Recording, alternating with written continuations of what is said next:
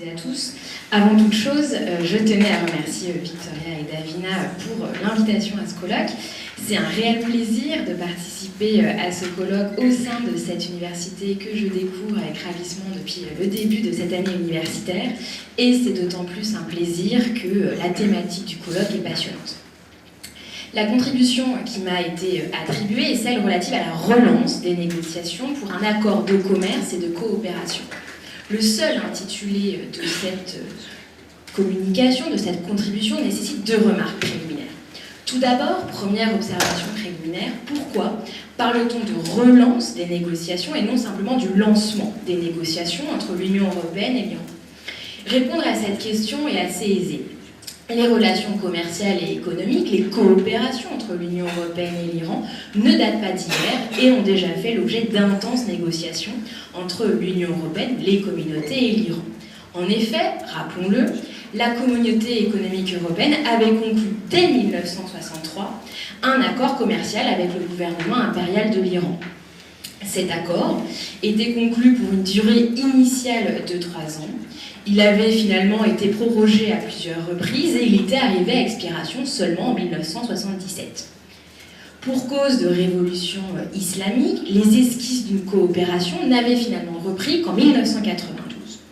À l'occasion du sommet d'Édimbourg de décembre 1992, la communauté européenne propose à l'Iran un dialogue critique. L'objectif de ce dialogue critique était d'aborder le thème des droits de l'homme et de développer les relations commerciales de l'Union européenne avec l'Iran. S'ensuit en 1995 un dialogue spécifique qui permettait d'aborder des thèmes aussi variés que les droits de l'homme, le terrorisme, la prolifération d'armes nucléaires, d'armes de destruction massive, le processus de paix au Proche-Orient ou encore l'énergie. Ce dialogue critique a, là encore, été suspendu pendant plusieurs mois en 1997, puis a finalement rapidement repris après l'élection de Khatami. Aussi, ce dialogue critique devient le dialogue global en 1998. Il est alors question d'un échange de points de vue, de vaste portée sur des questions générales, sur des questions régionales et des domaines de coopération. Ce dialogue global a contribué à l'amélioration des relations entre l'Union européenne et l'Iran. Mais, de toute évidence, sa portée était limitée. L'absence d'un cadre contractuel restreignait le développement d'une coopération entre l'Union européenne et l'Iran. C'est alors que la négociation d'un accord de commerce et de coopération est envisagée, et donc ça explique la contribution d'aujourd'hui, la relance d'une négociation. En effet, la Commission européenne adopte en février 2001 une communication à ce sujet. En découle de cette communication des négociations. Ces dernières sont lancées en décembre 2002 après l'autorisation du Conseil. Des pourparlers se développent, mais sont finalement achevés en août 2005 après avoir été gelés entre juillet 2003 et décembre 2004. Les révélations, on les a déjà évoquées ce matin, sur les activités nucléaires clandestines de l'Iran et le refus de ce dernier de coopérer pleinement avec l'Agence internationale de l'énergie atomique ont entraîné l'arrêt de ce processus. Ce n'est donc seulement grâce au développement sur le dossier nucléaire et l'arrivée au pouvoir du président Rouhani qu'une relance des relations irano-européennes est aujourd'hui envisagée. On y reviendra dans quelques instants. Ensuite, la deuxième remarque préliminaire tient à la qualification de l'accord. Un accord de commerce et de coopération. Est-ce un type d'accord classique en droit de l'Union européenne? De manière générale, il est possible de distinguer 4 types d'accords en fonction de l'objectif commercial recherché. Les accords de coopération commerciale et économique, les accords commerciaux préférentiels, les accords visant à créer une zone de libre-échange entre les parties ou encore des accords spécifiques entre des zones économiques régionales. Ainsi, eu égard à cette classification, l'accord de commerce et de coopération entre l'Union européenne et l'Iran s'inscrit dans la première catégorie des types d'accords conclus par l'Union européenne et l'Iran, avec des États tiers. Rien de bien original ici. On peut, malgré tout, regretter cette qualification d'accord de commerce et de coopération, car elle n'est identique à aucun autre accord conclu par l'Union européenne. L'Union européenne a pu jusqu'ici conclure des accords de partenariat et de coopération, des accords de coopération commerciale et économique, ou encore même des accords de commerce, de développement et de coopération, mais point d'accords de commerce et de coopération. Cet intitulé assez original ne fait que confirmer la pratique de l'Union européenne, une pratique d'ailleurs souvent critiquée par la doctrine. L'Union européenne ne fait pas preuve de rigueur dans les intitulés de ses accords avec les États tiers. Aussi, ajoutons que si l'accord voit le jour, on verra ma conclusion qui n'est pas très objective et très positive, le choix des bases juridiques sera très instructif. On sait que l'Union européenne développe depuis quelques années, avec la conclusion de ses accords d'association, une nouvelle pratique en ayant recours à l'article 37 du traité sur l'Union européenne, un article qui relève de la politique étrangère et de sécurité commune. La question est alors, est-ce que cet accord va confirmer l'intergouvernementalisme rampant de l'action extérieure, qui est d'ailleurs parfois critiquée là encore en doctrine? Ces deux remarques préliminaires étant faites, il convient dorénavant de traiter spécifiquement de la relance des négociations de cet accord de commerce et de coopération.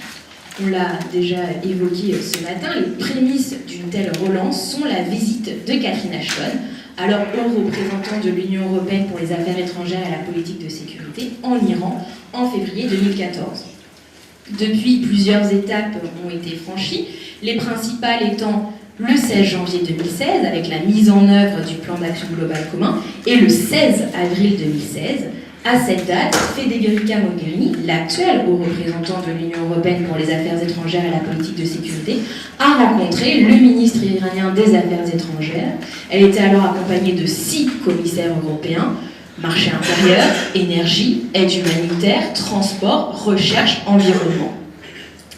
Cette rencontre importante a fait l'objet d'une déclaration conjointe, dans laquelle les deux parties ont réaffirmé leur intention d'élaborer un vaste programme de coopération bilatérale portant sur tous les domaines.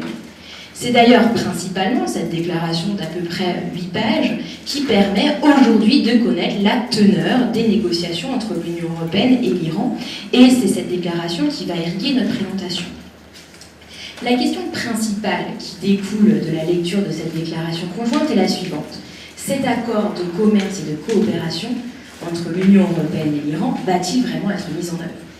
En effet, on réalise assez rapidement que l'ambition et la volonté de l'Union européenne à mener avec succès ces négociations et de conclure cet accord de commerce et de coopération sont extrêmement fortes. Toutefois, on constate tout autant que de nombreuses difficultés surgissent dans le cadre des négociations, et la réussite de ces négociations n'en est moins incertaine. Commençons par cette ambition forte. L'ambition forte de l'Union européenne quant à la réussite des négociations est aisément mesurable. D'une part, l'aspect commercial est la priorité fortement annoncée de la Commission européenne. D'autre part, l'Union européenne tient à mener de très vastes coopérations. Commençons par l'aspect commercial de l'accord. Les déclarations de la Commission européenne et même celles des délégations de l'Union européenne en Iran ont donné clairement priorité aux relations commerciales et économiques. L'Union européenne est convaincue que le développement des échanges commerciaux et des investissements avec l'Iran peut, à long terme, contribuer à promouvoir la paix et la stabilité dans l'ensemble de la région. De la même manière, l'Union européenne était avant le principal partenaire commercial de l'Iran, et l'Union européenne est à ce titre convaincue qu'elle devrait avoir l'ambition d'occuper à nouveau cette place. Le choix de cette priorité ne peut pas étonner. Tout d'abord, le commerce et l'investissement font partie des compétences exclusives de l'Union européenne. Ensuite, et peut-être surtout, la reprise des contacts avec l'Iran offre aux entreprises européennes la perspective d'accéder à un nouveau marché iranien, lequel présente de très nombreuses qualités, dont celle d'avoir en son sein une large population plutôt jeune et d'un niveau d'éducation relativement élevé. Les premiers résultats, d'ailleurs, parlent d'eux-mêmes. Les échanges commerciaux de l'Union européenne avec l'Iran représentent actuellement un montant d'environ 8 milliards de dollars et devraient quadrupler dans les deux prochaines années. Aussi, on a constaté une hausse de 43% des échanges commerciaux entre l'Iran et l'Union européenne au cours du premier semestre 2016 par rapport à la même période 2015. Cela s'explique notamment par le fait que 30 banques iraniennes se sont reconnectées au réseau SWIFT. C'est d'autant plus prometteur, et il faut le souligner, que l'objectif annoncé par l'Iran est d'obtenir un taux de croissance annuel de 8%, alors même que cet État est déjà la deuxième plus grande économie au Moyen-Orient. Outre le fait donc d'avoir cette ambition, les domaines de coopération envisagés par l'Union européenne sont extrêmement nombreux. La simple liste des coopérations envisagées étourdit complètement. Les consultations politiques, les droits de l'homme, la coopération économique, la coopération en matière de commerce et d'investissement, l'agriculture et l'industrie agroalimentaire, les transports, l'énergie et les changements climatiques, la coopération nucléaire civile, l'environnement, la protection civile, la science, la recherche et l'innovation, l'éducation, la culture, les stupéfiants, la migration, les problématiques régionales et enfin la coopération humanitaire. La simple mention de toutes ces coopérations entraîne inexorablement des interrogations. Ne risque-t-on pas de tomber dans l'écueil d'un accord de commerce et de coopération complètement fourre-tout ? Il semble en réalité que l'Union européenne aurait plutôt intérêt à développer en particulier certaines de ces coopérations. Donnons-en ici peut-être deux illustrations. L'Union européenne, premièrement, a, il me semble, tout intérêt à développer la coopération en matière énergétique. En effet, on le sait, les réserves iraniennes de gaz et de pétrole brut sont respectivement les deuxièmes et quatrièmes plus importantes au monde. Par conséquent, la coopération dans le domaine de l'énergie peut jouer un rôle important dans la diversification des sources d'énergie de l'Union européenne et dans la réduction de la dépendance énergétique des États membres envers un seul fournisseur. Cette coopération, qui plus est, contribuerait à la sécurité de l'approvisionnement de l'Union européenne. Toutefois, il ne faut tout de même pas que l'Union européenne nuise à sa politique jusqu'alors menée. En effet, l'Union européenne doit s'assurer que cette coopération ne nuit pas à la cohérence entre la politique commerciale de l'Union européenne et la politique énergétique de l'Union. Tous les projets et les investissements actuels et futurs de l'Union européenne en Iran doivent être conformes aux engagements à long terme pris par l'Union européenne, notamment en matière de décarbonation. Ensuite, et à l'inverse, on peut s'interroger sur le développement d'une coopération nucléaire civile. En effet, des études indiquent que l'énergie nucléaire pourrait ne pas être compétitive en Iran en raison des faibles réserves d'uranium et le coût de son extraction. Ainsi, si on résume, l'ambition de l'Union européenne est forte. Toutefois, il serait illusoire de croire que l'Union européenne ne rencontre pas et ne va pas rencontrer à l'avenir de nombreuses difficultés, lesquelles vont conditionner la réussite des négociations de cet accord de commerce et de coopération. Les difficultés sont de deux ordres. Des difficultés économiques et commerciales d'une part et des difficultés politiques d'autre part. Concernant tout d'abord les difficultés économiques et commerciales, il ne faut pas les sous-estimer. La première difficulté, et vous l'avez évoqué tout à l'heure, et c'est sûrement la plus importante à l'heure actuelle, l'Iran ne fait pas partie de l'Organisation mondiale du commerce.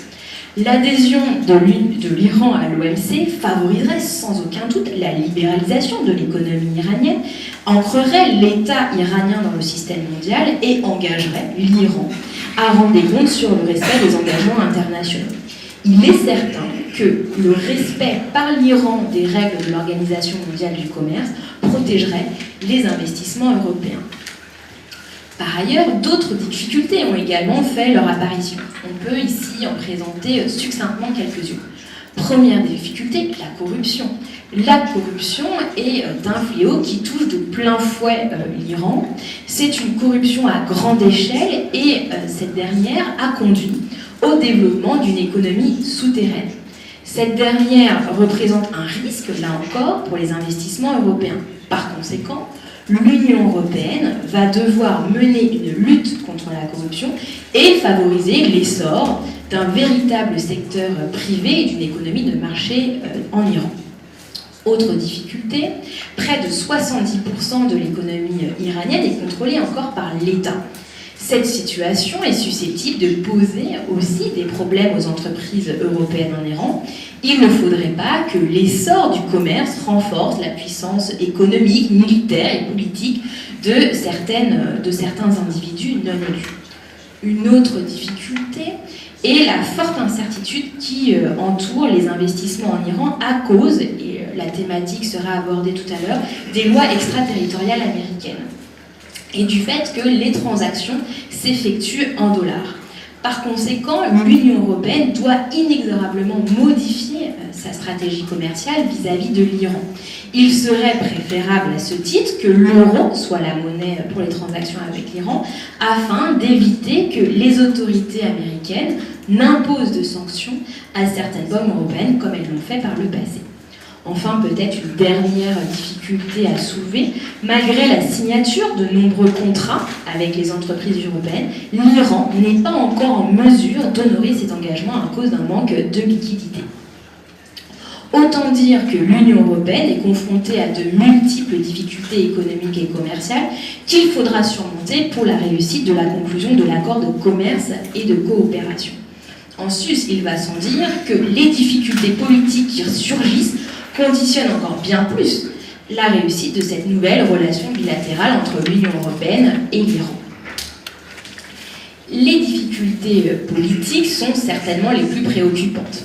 Le rétablissement potentiel des liens commerciaux entre l'Union européenne et l'Iran doit aller de pair avec des améliorations considérables en matière de respect des droits de l'homme et des libertés fondamentales. Or, on le sait, cette thématique sera longuement développée cet après-midi. La situation en Iran, elle, c'est moins que l'on puisse dire sujette à critique. Les violations nombreuses des droits de l'homme sont extrêmement préoccupantes. Le Parlement européen a, dans de nombreuses résolutions, alerté sur cette situation. Faut-il rappeler l'incarcération des défenseurs des droits de l'homme et la condamnation du défenseur iranien des droits de l'homme en mai 2012 ? Faut-il rappeler la vague récente d'incitation à la haine à l'égard d'une communauté ? Faut-il encore rappeler l'exécution d'un délinquant juvénile le 14 octobre 2015 ? Par conséquent, il semble indispensable de ne pas développer des relations commerciales et économiques au détriment du respect des droits de l'homme. On peut à ce titre regretter le quasi-désintéressement de la Commission européenne sur ce point. Cela explique vraisemblablement les critiques formulées par deux anciens commissaires européens, Karel de Gucht, ancien commissaire au commerce, et Louis Michel, ancien commissaire de la coopération internationale, dans une lettre ouverte. Eu égard à leur ancien statut, ce sont des critiques de poids, des critiques majeures. Ces derniers ont plaidé pour remettre au centre de ces accords le respect des droits de l'homme. Selon les ex-commissaires européens, toute relation avec l'Iran devrait être conditionnée par les progrès visibles en matière de droits de l'homme. En d'autres termes, la conditionnalité, dont on pourrait toutefois discuter l'efficacité, doit être au cœur des négociations, et là, tout reste encore à faire. Je ne vais pas développer plus longuement cette thématique puisqu'elle sera développée et détaillée cet après-midi, mais il me semblait important tout de même de l'évoquer dans le cadre de ma contribution. Finalement, le constat est implacable. Certes, une nouvelle ère des relations bilatérales s'annonce entre l'Union européenne et l'Iran et se justifie aisément vu les intérêts économiques et commerciaux en jeu.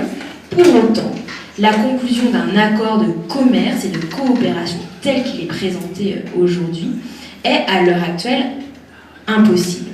Il va falloir revoir l'ambition de l'Union européenne car l'accord d'aujourd'hui est déjà désuet. C'est d'ailleurs ce que nous dit le Parlement européen dans son dernier rapport sur la stratégie de l'Union à l'égard de l'Iran en date du 12 octobre 2016. Je vous remercie pour votre attention.